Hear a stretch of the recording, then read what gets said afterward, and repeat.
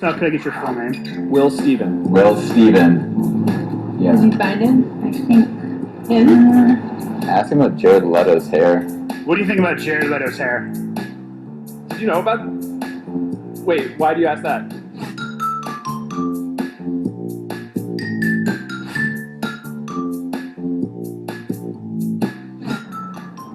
Because we're looking at your Facebook in this van right here.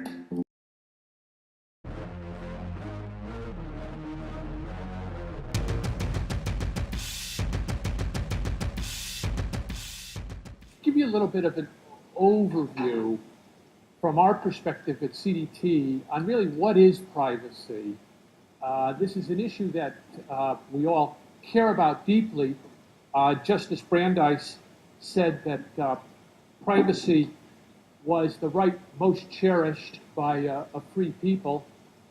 And he said as well that it was the most comprehensive of rights.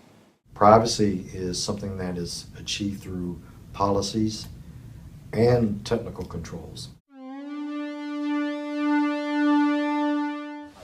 Technology, I think, is actually, the technology itself, I think, actually does help quite a bit.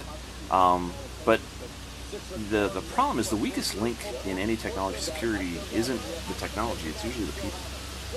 In terms of social media, if there's pictures that end up in front of your employer someday, that can be a big problem. Perhaps you apply to some school and you don't get in, and that can be a big problem. Even worse, if there's evidence of criminal behavior, those pictures could be used as evidence in a criminal trial. They have to say that they agree. Right. We can't know for sure if they've read. We try to make it in plain English and very short, but we can't tell if we can watch someone reading it. First thing you should do on your cell phone is make sure you have a passcode or a swipe before people get into it. If you leave it lying around without something, then your friends or your not friends can get into it and look at all the stuff. So just be really thoughtful and think to yourself, is this something, just take 1 second and think to yourself, is this something I really want to have on the internet forever? Or something that or is this something that someone can use against me somehow?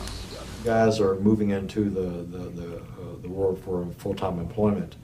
Start thinking about what you say on social media, what kind of pictures you put on there, because they will look at your Facebook account. They will look at social media if you give them permission to do backgrounds on you. So how does the United States stack up against other countries in regards to cybercrime? As you can see in the picture, the US has the highest percent of the world's cybercrimes at 23%. This may not seem like a lot for such a large country, but the next closest country is China at 9%. Well, the United States in many ways has better cybersecurity than the rest of the world.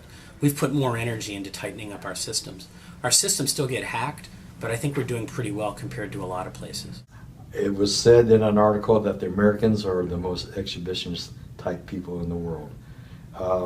When I travel to Asia, they're much more guarded and with everyday conversations.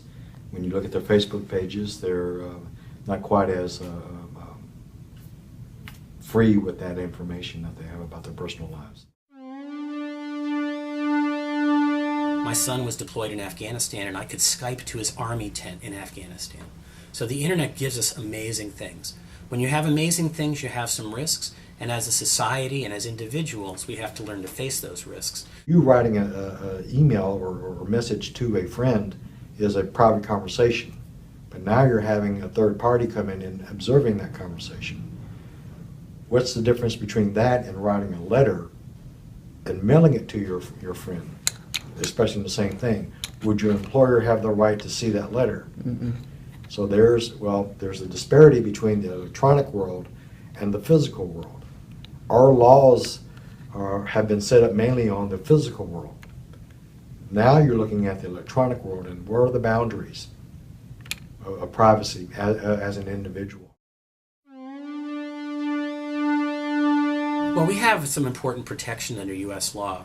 HIPAA protects your medical privacy. Gramm-Leach-Bliley protects your banking privacy. For kids under 13, there's something called the Children's Online Privacy Protection Act. So we have some protections in place. I think that over time we should have more laws in place around cell phone location privacy and other things.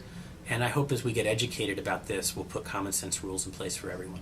We also have, in my agency, a privacy security policy.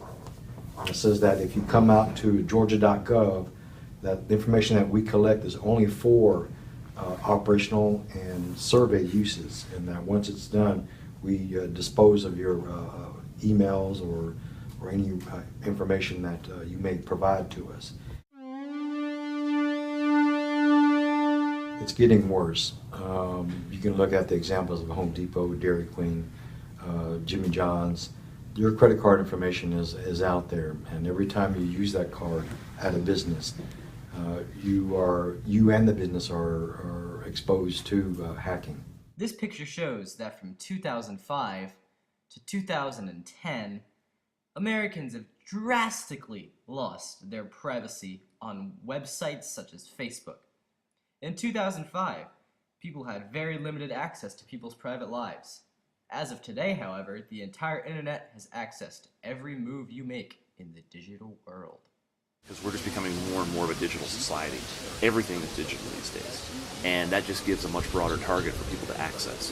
So, I mean, it's getting worse in that there's more footprint to be attacked, but it's getting better because we're understanding that there's a risk and people are getting smarter about how to protect themselves.